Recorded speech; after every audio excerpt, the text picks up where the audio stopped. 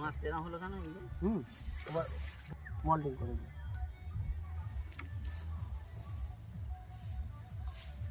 মাছের এপারে এত সুন্দর রেজাল্ট আছে, সাদা মাছ বা আর বেশি করে গোল্লা চিংড়ি প্রচুর রেজাল্ট আছে, খুব সুন্দর রেজাল্ট আছে। মানে একটা কিন্তু গায়ে ওই যে সেতলা, বুঝেছেন? সেতলা কিন্তু নেই, দেখেছেন তো জাল? না, সেগুলো নেই। সেতলা নেই এবং মাছের পরিষ্কার খুব সুন্দর আছে না? মাছ একদম চকচকে। একদম চকচকে ফ্রেশ মাছ আছে, দারুণ মাছ আছে।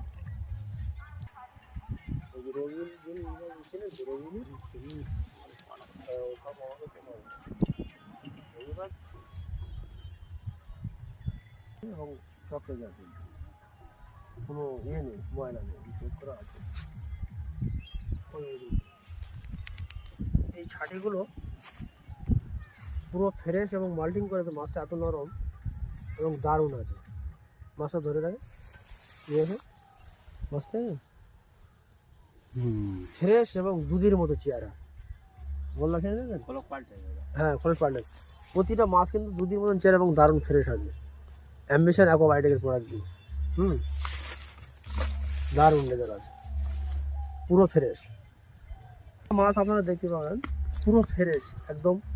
কাছে আসুন, মাছের দেখুন পুরো ফ্রেশ একদম চকচকে দুধের মতো।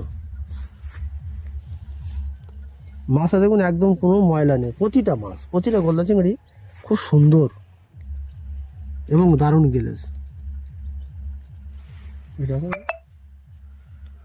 মাছের চেহারাটা প্রতিটা মাছ কিন্তু সুন্দর আছে। হ্যাঁ তো প্রতিটা মাছ আর দুটো পয়সা হবে আল্লাহর মধ্যে। প্রতিটা মাছ দারুণ ইয়ে আছে। এই মাছগুলো বাবু ছেড়ে দিন, এগুলো মরে যাবে, কেন ওই খোলই দিয়েছে সব কিনে দেবে।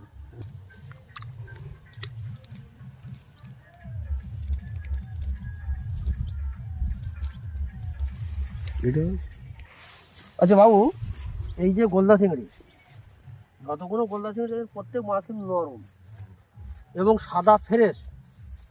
কোনো মাছে কিন্তু এর যে ময়লা, এর গায়ে যে স্পট যেটা পড়ে সেগুলো জমে, সেটা কিন্তু টোটালি নেই। কিন্তু প্রতিটা মাছ কিন্তু মাছ চকচকে